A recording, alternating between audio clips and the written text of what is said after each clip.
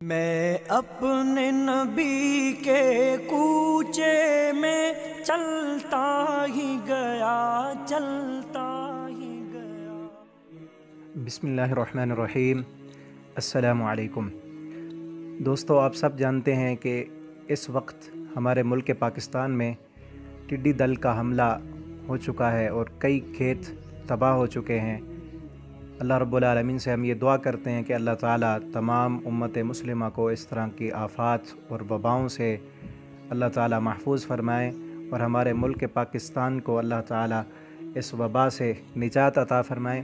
اس طرح کی آفات اور تباہیاں ہوتی رہتی ہیں۔ ایک واقعہ میں آپ کو سنانے لگا ہوں۔ ایک عورت کا ایمان افروز واقعہ ہے کہ جس کا کھیت تباہ ہو گیا تھا، اور اس کا یقین اور ایمان دیکھیں آپ۔ یہ واقعہ سن کر آپ کا بھی یقین اور اعتماد اللہ کی ذات پر بڑھ جائے گا۔ ابو عبداللہ بن جعفر، جو کہ برقی کے لقب سے مشہور تھے، بیان کرتے ہیں، میں نے ایک بیابان میں ایک بدو خاتون کو دیکھا کہ جس کی کھیتی کڑاکے کی سردی اور زوردار آندھی موسلا دھار بارش کے سبب تباہ و برباد ہو چکی تھی۔ لوگ اس کے ارد گرد جمع تھے اور اس کی فصل تباہ ہونے پر اسے دلاسا دے رہے تھے۔ اس نے اپنی نگاہ آسمان کی طرف اٹھائی اور کہنے لگی، اے پروردگار، پسماندگان کی عمدہ دیکھ بھال کے لیے تجھ ہی سے امیدیں وابستہ کی جاتی ہیں۔ جو کچھ تباہ و برباد ہو گیا ہے اس کی تلافی تیرے ہی ہاتھ میں ہے، اس لیے تو اپنی نرالی شان کے مطابق ہمارے ساتھ معاملہ فرما، کیونکہ ہمیں یقین ہے کہ ہماری روزی کا بندوبست تیرے ہی ذمے ہے اور ہماری آرزوئیں اور تمنائیں تجھ ہی سے وابستہ ہیں۔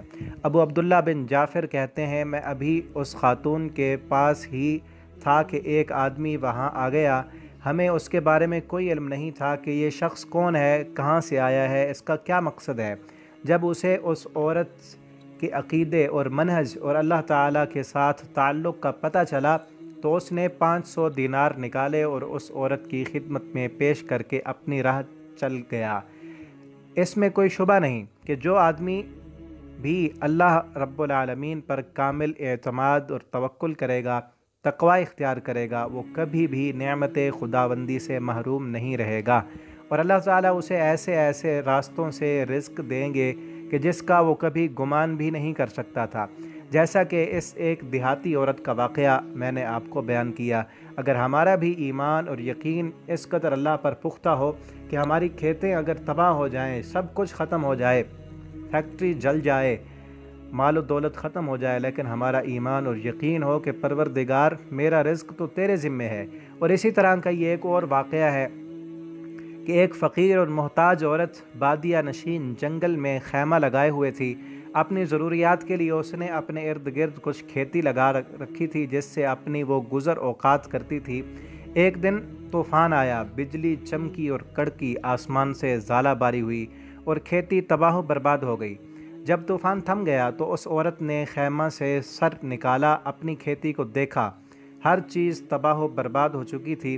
اس نے حسرت بھری نگاہوں سے اسے دیکھا اور پھر اپنا منہ آسمان کی طرف کیا اور کہنے لگی، اے میرے پروردگار، جو جی چاہے کر، تجھے کون پوچھنے والا ہے؟ تو آندھیاں چلا، تو بجلی کڑکا، تو بارش برسا، تیری ہی مرضی ہے، لیکن اتنی بات ضرور ہے کہ مجھے یقین ہے کہ میرا رزق تیرے ہی ذمے ہے۔